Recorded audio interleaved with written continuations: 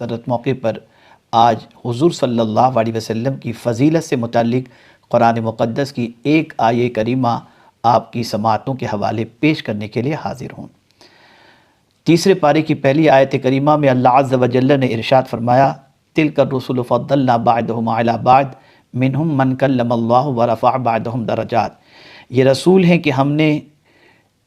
इनमें एक को दूसरे पर अफजल किया, इनमें से किसी से अल्लाह ने कलाम फरमाया और कोई वो है जिसे सब पर दर्जों बुलंद किया। मेरे प्यारे आका सल्लल्लाहु ताला अलैहि वसल्लम के प्यारे दीवानों, इस आयत से मकसूद ये है कि अल्लाह ताला ने रसूल गिरामी वक़ार सल्लल्लाहु अलैहि वसल्लम को साबिक़ा उम्मतों की ख़बर दी है कि हज़रत मूसा अलैहिस्सलाम की कौम ने वाज़ेह दलाइल और मुअज्ज़िज़ात देखने के बावजूद कहा, हमें अल्लाह ताला को ज़ाहिर बाहिर दिखाओ और हमारे लिए एक माबूद बना दो जैसे उनका माबूद है। इसी तरह हज़रत ईसा अलैहिस्सलाम की कौम ने रोशन दलील और मुअज्जिज़ात मसलन मुर्दों को ज़िंदा करना और कोड़ियों को तंदुरुस्त करना देखा। उसके बावजूद उन्होंने हज़रत ईसा अलैहिस्सलाम की तकज़ीब की और उनको कत्ल करने के दर पे हुए।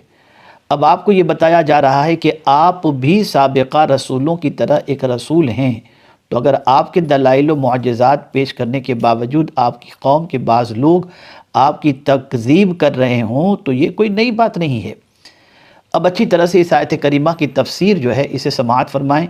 ताकि अज़मत रिसालत माब सल्लल्लाहु अलैहि वसल्लम आपके दिलो दिमाग के अंदर जागुज़ीं हो जाए। अल्लाह ताला के सब रसूल नफ्स रिसालत में और जुमला अंबिया नफ्स नबुव्वत में बराबर हैं, लेकिन फ़ज़ाइल, कमालात, मरातिब, मकामात, मुअज्जिज़ात व करामात में एक दूसरे पर फजीलत रखते हैं। किसी को एक कमाल से मुत्तसिफ़ फरमाया, किसी को दूसरे शख्स से मुशर्रफ फरमाया, लेकिन एक ज़ात पाक मोहम्मद अरबी सल्लल्लाहु अलैहि वसल्लम की ऐसी है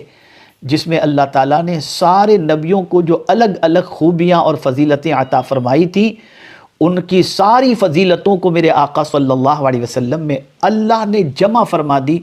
और अगर ये कहूँ तो गलत न होगा कि रसूल आज़म सल्लल्लाहु अलैहि वसल्लम को अल्लाह अज़्ज़ व जल्ल ने बेपनाह कमालात मुअज्जिज़ात अता फ़रमाए,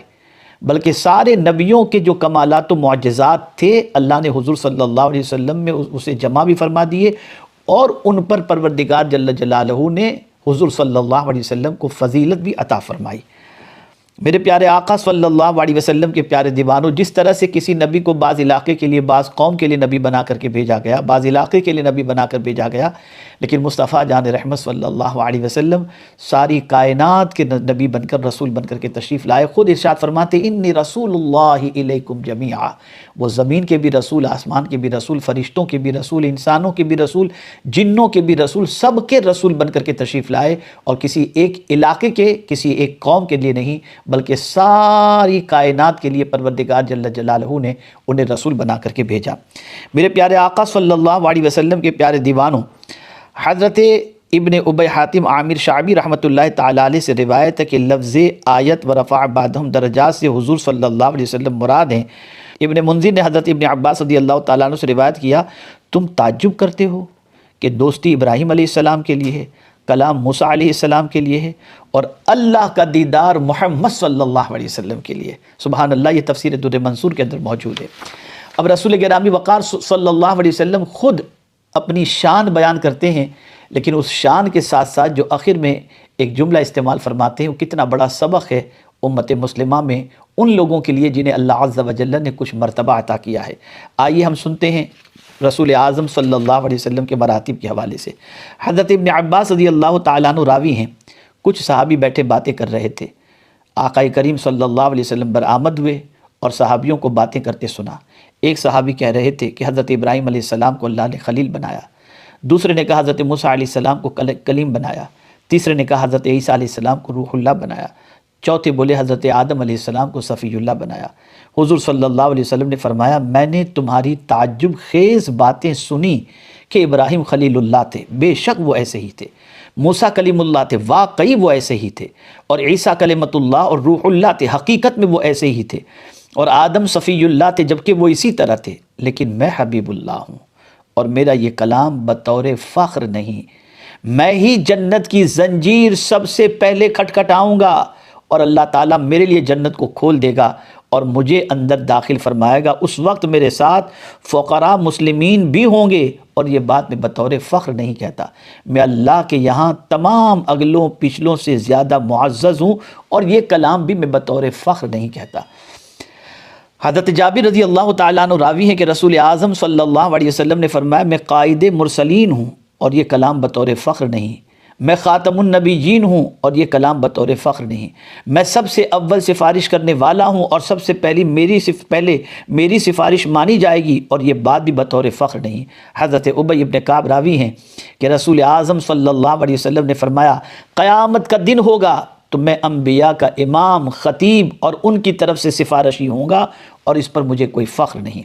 حضرت ابو ہریرہ رضی اللہ تعالیٰ عنہ راوی ہیں کہ تاجدار کائنات صلی اللہ علیہ وسلم نے فرمایا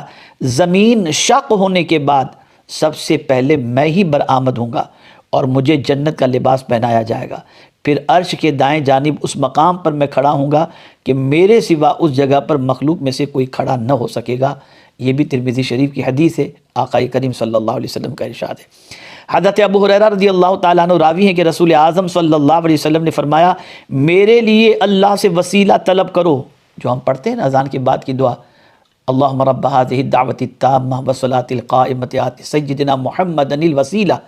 اس دعا کے پڑھنے والے کے سلسلے میں میرے آقا صلی اللہ علیہ وسلم فرماتے ہیں حلت لہو شفاعتی، اس پر میری شفاعت حلال ہو گئی جس نے اذان کے بعد یہ دعا پڑھی۔ تو سرکار صلی اللہ علیہ وسلم ارشاد فرماتے ہیں میرے لیے اللہ سے وسیلہ طلب کرو۔ صحابہ نے عرض کیا یا رسول اللہ صلی اللہ علیہ وسلم وسیلہ کیا چیز ہے؟ فرمایا جنت کا سب سے اونچا درجہ جس پر صرف ایک شخص پہنچے گا، اور مجھے امید ہے کہ وہ پہنچنے والا میں ہی ہوں گا۔ یہ بھی ترمذی شریف کی حدیث ہے۔ آپ نے مختلف احادیث اور قرآن کی آیت کی روشنی میں سمجھ لیا